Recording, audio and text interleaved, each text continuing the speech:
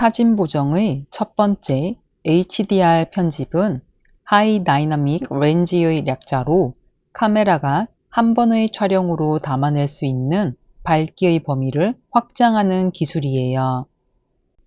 우리의 눈은 어두운 동굴 속에서도 바깥 풍경을 동시에 인식할 수 있지만 카메라는 그렇지 못하기 때문에 서로 다른 노출로 촬영한 사진을 합성하여 밝은 부분과 어두운 부분 모두의 디테일을 살려내는 방식이 HDR 편집 방식이에요.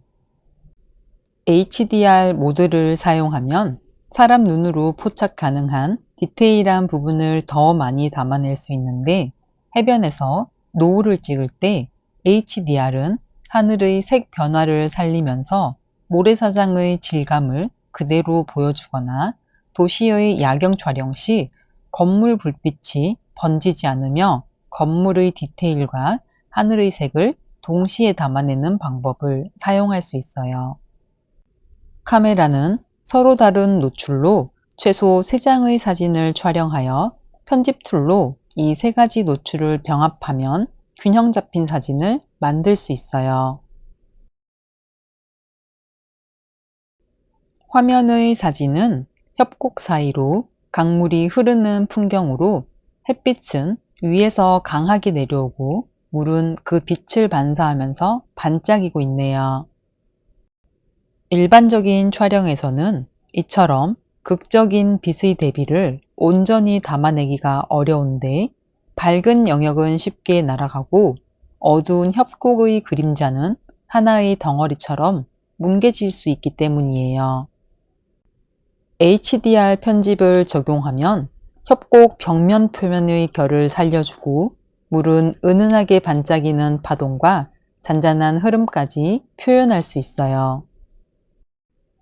협곡 사이를 비추는 햇살은 과도하게 강하지 않고 자연스러운 광량으로 조절되어 눈으로 보는 것과 비슷한 인상을 남기네요. 이러한 효과는 단순히 시각적인 완성도를 넘어 장면이 가진 현장감과 깊이감을 전달하게 되는데 바위 사이에서 느껴지는 시원한 공기와 물소리의 울림, 햇살이 비치는 시간대까지 상상할 수 있게 만들어요.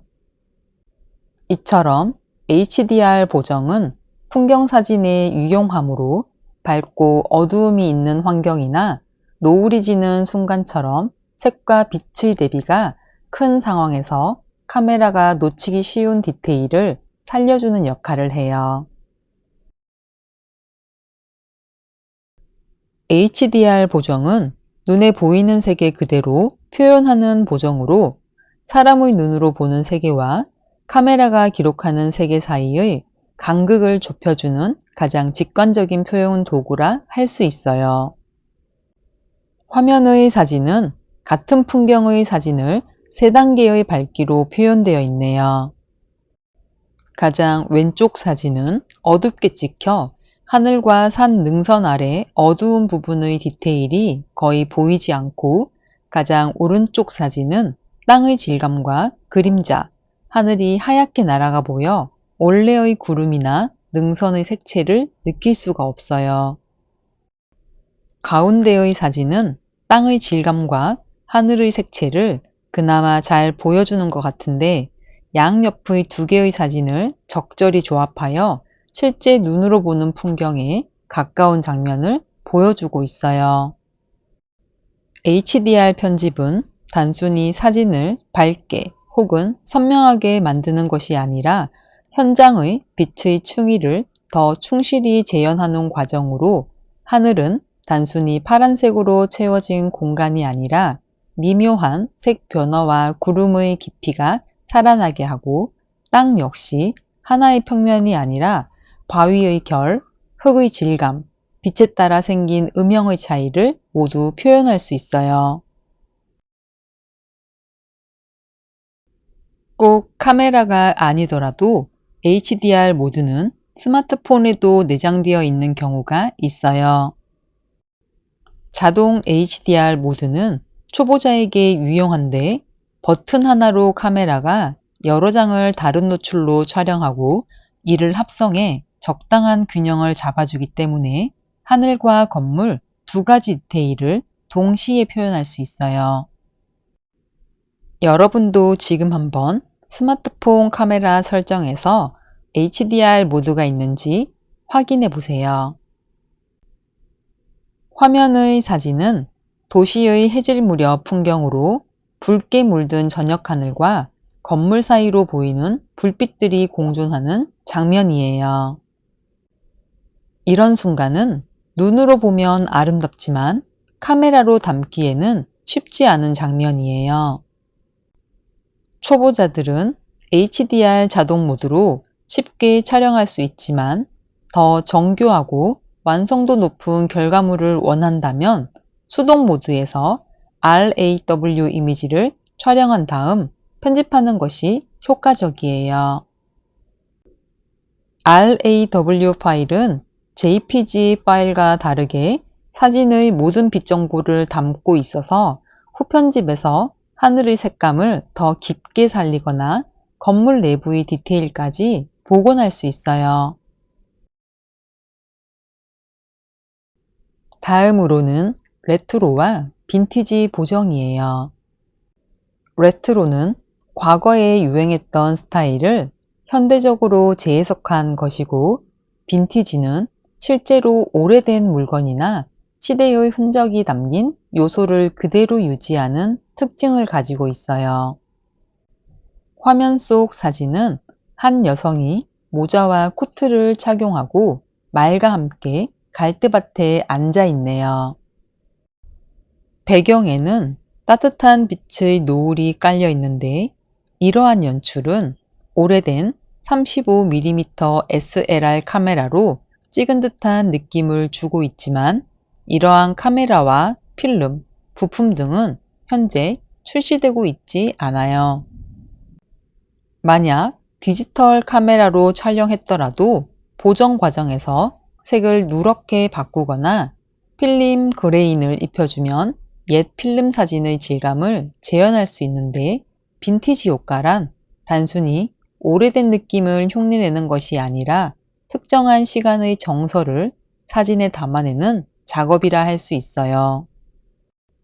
이러한 레트로와 빈티지 효과는 스토리텔링 도구로 활용할 수 있는데, 보는 사람은 색과 톤을 통해 특정 시대를 연상하게 되고 그 안에서 특별한 감정을 경험하게 돼요. 빈티지 사진에 대해 좀 더 알아보기 전, 사진의 역사는 약 200년 전으로 거슬러 올라가는데, 초창기 사진은 지금처럼 선명하지 않고 흑백 또는 세피아 톤이 많았어요. 화면 속 사진처럼 고전적인 포즈를 취하거나 복고풍 의상을 입은 모습은 빈티지 감성을 강하게 전달하는데, 오른쪽의 흑백 사진을 보시면 인물이 소품을 손에 들고 정면을 응시하고 있어요. 이 사진은 빛의 대비가 강하고 디테일이 뭉개진 듯한 질감은 필름 초창기 사진을 떠올리게 하며, 단순한 색을 줄인 흑백 사진이 아니라 실제로 당시 필름이 가진 한계와 기계적 질감까지 표현되고 있어요. 왼쪽의 컬러 사진은 한 여성이 침대 위에 길게 누워 정면을 응시하고 있는 포즈를 취하고 있네요. 이 사진은 복고풍 의상이나 소품 등을 사용하여 빈티지 사진이라기보다는 레트로한 사진으로 보이네요. 빈티지 사진 촬영 시에는 피사체가 옛 시대의 포즈를 취하거나 복고풍 의상이나 소품 등을 지나치게 많이 사용하지 않도록 주의해야 해요. 흑백 사진은 단순히 색을 제거한 사진이 아니라 시간을 초월한 예술 형태이며, 컬러가 사라진 자리에 빛과 그림자의 대비, 형태의 순수성을 강조하는 보정이에요. 화면의 사진은 발레리나가 창문을 통해 들어오는 강렬한 빛으로 바닥에 그림자가 생기게 되는데, 이러한 대비는 긴장감과 고요함을 동시에 전달하고 있어요. 만약 이 장면이 컬러로 표현되었다면 의상의 색상이나 바닥의 질감 등이 오히려 감정의 전달을 방해할 수 있어요. 흑백 사진의 핵심은 바로 결정의 과정이에요. 어떤 사진이 흑백에 어울리는지를 판단하는 것이 가장 중요한데, 이 부분은 전적으로 사진가의 선택이에요. 예를 들어 도시의 야경을 흑백으로 바꾸면 네온 사인의 색은 사라지지만 빛이 건물 외벽에 부딪혀 만드는 리듬감은 강조할 수 있게 돼요. 인물 사진 또한 흑백으로 처리하면 피부의 색감 대신 표정과 주름, 눈빛 같은 감정의 디테일이 살아날 수 있어요. 흑백 사진 보정은 이미지의 색상값을 변경하고 회색 음영의 멋을 살려 최고의 대비 효과를 연출해야 해요. 흑백 사진은 예술적 가치뿐 아니라 기술적 훈련 도구로서도 매우 중요해요. 사진이 처음 발명되었을 때 모든 사진은 컬러가 아닌 모노크롬으로만 기록되었는데, 흑백, 갈색 톤, 푸른 톤 등 단순한 색조만 가능했기 때문에 사진가들은 빛을 읽고 활용하는 데 집중할 수밖에 없었어요. 화면의 왼쪽 사진을 보시면 강의 좁은 통로에 햇빛이 비스듬히 들어와 피사체와 벽 사이의 깊이를 강하게 드러내고 있는데, 컬러가 없으니 단순히 빛과 어둠의 경계가 주제를 대신해주고 있어요. 오른쪽 사진은 커다란 벽에 비친 그림자가 사람을 경계로 나뉘게 되는데, 흑백의 대비는 오직 형태와 비율에 시선을 집중시키게 하네요. 흑백 사진은 복잡한 색상을 배제하고 카메라를 이해하여 빛의 조정을 위해 조리개와 ISO 감도, 셔터 스피드 등이 서로 어떻게 영향을 미치는지 살펴봐야 해요. 다음으로는 깨끗한 보정 스타일이에요. 깨끗한 보정 스타일이란 이미지를 화려하게 꾸미는 것이 아니라 촬영 당시의 분위기를 최대한 자연스럽게 되살리는 작업을 말해요. 위의 사진을 보시면 촬영 당시 조명으로 인해 아이의 피부가 실제보다 지나치게 붉거나 노랗게 표현되면 보는 사람으로 하여금 부조화스러운 느낌이 들 수 있어요. 이럴 때에는 결과물에 따라 색 온도를 조정해 실제 눈으로 본 것과 가까운 톤으로 맞춰주는 것이 필요해요. 또 하나의 중요한 점은 불필요한 왜곡의 제거로, 사진 속 욕실의 하얀 타일은 직선 구조이기 때문에 만약 카메라 렌즈의 왜곡으로 선이 휘어 보인다면 사진 전체가 어색해질 수 있어요. 따라서 보정 과정에서 선명도를 조절하고 수평 수직을 맞추어 인위적인 왜곡을 없애는 것이 필요해요. 조명 역시 중요한 요소로, 위의 사진처럼 빛이 피사체의 뒤로 들어오는 경우 강한 역광으로 인해 인물이 어둡게 찍힐 수 있어요. 이런 경우 노출을 세밀하게 조정해 아이의 표정이 밝고 생생하게 드러나도록 만들어야 해요. 또한 부분 대비를 적절히 조정하면 사진의 중심이 되는 대상을 자연스럽게 강조할 수 있는데, 아이의 얼굴과 물방울이 가장 중요한 부분이므로 주변 배경보다 약간 더 밝게 조정하면 시선이 자연스럽게 아이에게 집중되도록 할 수 있어요. 즉, 깨끗한 보정 스타일의 핵심은 꾸밈이 아니라 정돈이에요.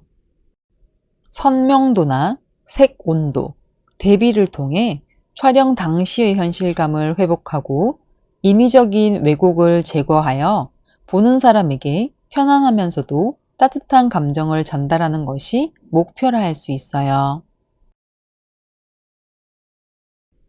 다섯 번째 사진 보정의 기법은 매트 효과예요. 매트 효과는 사진의 밝은 영역과 어두운 영역 사이의 대비를 줄여주어 전체적으로 부드럽고 차분한 분위기를 만들어내게 돼요. 일반적인 사진 보정에서는 선명도와 대비를 강조해 피사체를 또렷하게 보여주지만 매트 효과는 그 반대로 강렬한 대비를 완화하여 부드럽게 표현하는 것이에요. 화면의 고양이 사진은 매트 효과로 만약 이 사진을 선명한 대비로 보정한다면 하얀 이불과 고양이의 털, 그리고 그림자가 확실히 구분되어 다소 차갑고 날카로운 인상을 줄 수 있어요.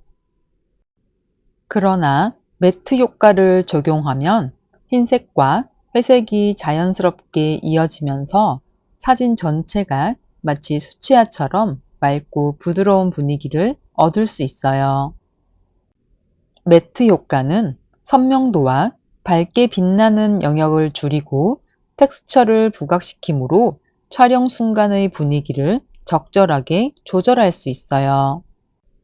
이러한 매트 효과는 도시 풍경이나 서정적인 배경 사진에도 자주 활용되는데 비 오는 날의 사진을 보정한다면 선명한 색 대비 대신 빗방울의 흐릿한 분위기를 연출한다든지 도시 건물 사진에 유리와 철골 구조의 날카로움을 부드럽게 완화하여 차분한 인상을 줄 수 있어요. 자연스럽고 부드러운 보정 스타일은 이미지의 가장자리나 대비가 강한 부분을 부드럽게 만들어 전체적으로 포근한 느낌을 주도록 하는 것이 특징이에요. 화면의 사진을 보시면 바람이 부는 길가에 한 여성이 서 있는데 이 장면을 강한 대비와 차가운 색조로 보정했다면 외로운 길을 걷는 긴장감이 강조되었을 거예요.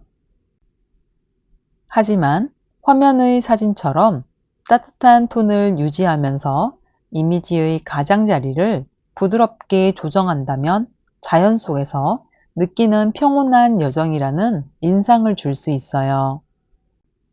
이 스타일은 비비드 웜처럼 선명하고 따뜻함을 강조하거나 드라마틱 웜처럼 극적인 따뜻함을 줄 수 있는데 어떠한 이미지를 만들고 싶은지에 따라 톤과 공간의 분위기로 바꿀 수 있어요. 극적이지 않고 자연스러움에 더 초점을 맞추게 되면 감상자로 하여금 함께 있는 몰입감을 줄 수 있어요. 사진 보정의 기법 중 일곱 번째, 고대비 효과예요. 고대비 사진은 생동감 넘치는 색상, 풍부한 텍스처, 어두운 검정 계열, 밝은 흰색 계열 등과 같은 선명함이 생명이에요.